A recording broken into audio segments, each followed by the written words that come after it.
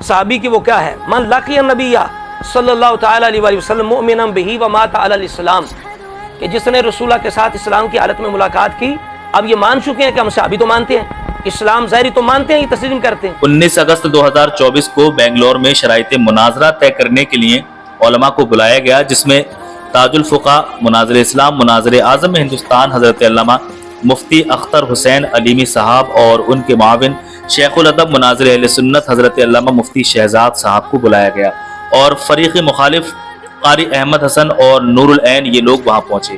ایک عالم کی سند پیش نہیں کر پایا تو دوسرے کی سند منسوخ تھی۔ اس کے بعد یہ لوگ ویڈیو بنا کر عوام میں یہ جھوٹ پھیلا رہے ہیں کہ بریلوی مناظرہ ہار گئے، لیکن اس پر پاکستان کے علماء کیا کہتے ہیں آپ لوگ اس ویڈیو کو دیکھیں۔ بھی ہوں گی اس لیے کہ تاریخی روایتوں سے، اخبار ہاتھ سے تو کسی کی منافقت یا کسی پر قطعی حکم نہیں لگتا۔ مولوی صاحب کہاں سے لاؤ گے؟ انشاءاللہ تعالیٰ اگر تم مناظرہ کے میدان میں آئے تو ایسی تمہاری ذلت ہوگی، تمہیں دن میں تارے نظر آئیں گے اور رات کو تمہیں سورج نظر آئے گا انشاءاللہ تعالیٰ، بھاگنے کے راستے تلاش کرو گے اور آئندہ نسلوں کو سمجھا جاؤ گے، کبھی بھی اس موضوع پر اہل سنت کے علماء کے سامنے نہ آنا، ورنہ ذلیل ہو جاؤ گے، دنیا میں منہ دکھانے کے لائق نہیں رہو گے۔ ہاں جی، اس لیے کہ تمہارے پاس نہ کوئی کتاب ہوگی نہ کوئی حوالہ ہوگا۔ قرآن کی آیتیں کہتے ہیں ہم پیش کریں، بھئی کون سی آیت لاؤ گے تم؟ جہلو، کون سی آیتیں لاؤ گے؟ تمہاری وہی مراد ہے نا، جیسے مولا علی نے کہا تھا کلمۃ حق ارید بہا الباطل، کہ قرآن تو سچا ہے، تمہارا ارادہ، تمہاری تعویل باطل ہے، تمہارا معنی باطل ہے۔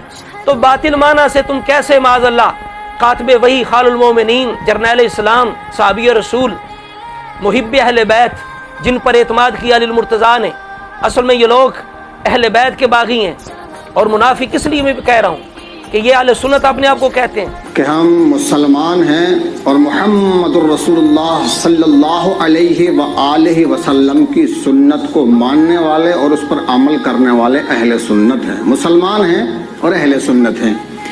یہ ہیں رافضی اس لیے بھی منافق ہیں، اور پھر محبت اہل بیت کا دعویٰ تو کرتے ہیں لیکن اہل بیت کی مانتے نہیں، ان کے فیصلوں کو نہیں مانتے۔ تو رسولہ جب کہیں ان ابنی ھذا سید لعل اللہ یصلح بہ بین فئتین عظیمتین من المسلمین، رسولہ کہتے ہیں مسلمانوں میں صلح کرائے گا میرا بیٹا حسن۔ یہ بدبخت کہتا ہے صحابی بھی ہے منافق بھی ہے، اور مسلم شریف کے اندر روایتیں ہیں، رسولہ نے فرمایا جب دو گروہ لڑیں گے میری امت کے تو فرمایا اول الطائفتین بالحق یا اقرب الطائفتین من الحق، اس طرح کے الفاظ ہیں حدیث مبارکہ کے کہ دونوں حق پہ ہوں گے، لیکن حق سے جو زیادہ قریب ہوگا وہ خارجی گروہ سے قتال کرے گا۔ تو رسول اللہ دونوں کو حق پہ بھی فرما رہے ہیں، دونوں کو مسلمان بھی فرما رہے ہیں، اور علی المرتضیٰ شیر خدا جنگ بندی کر رہے ہیں۔ قرآن کہتا ہے فقاتلوا التی تبغی حتی تفیء الی امر اللہ، اور آگے قرآن کہتا ہے انما المؤمنون اخوہ۔ تو سورہ حجرات کی یہ جو آیات ہیں ان کے سامنے یہ کیسے ٹھہریں گے؟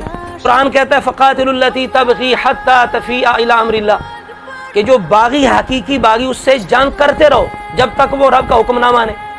جبکہ علی المرتضیٰ نے تو جنگ بند کر دی، تو جنگ بند کرنا علی المرتضیٰ کا یہ بتاتا ہے کہ وہ حقیقی باغی نہیں سمجھتے تھے۔ اب اس کے جواب میں یہ کہیں جی وہ انہوں نے قرآن اٹھا لیے تھے، تو قرآن اٹھانے والی روایت قطعی ہے، متواتر ہے، اور علی المرتضیٰ نے کہا کہ ہم اس لیے یہ جنگ بندی کر رہے ہیں۔ کہاں سے دلیل لاؤ گے؟ قرآن کے مقابل میں قطعی الدلالت قطعی الثبوت کون سی دلیل لاؤ گے کہ کیوں جنگ بندی کی علی المرتضیٰ نے؟ علی المرتضیٰ جنگ بند کر دیں، خود پڑھ رہا تھا یہ علی قرآن کے ساتھ، قرآن علی کے ساتھ، تو قرآن کہتا ہے کہ باغی سے جنگ بندی نہ کرو، علی جنگ بند کر رہے ہیں، کیا جواب ہوگا تمہارا؟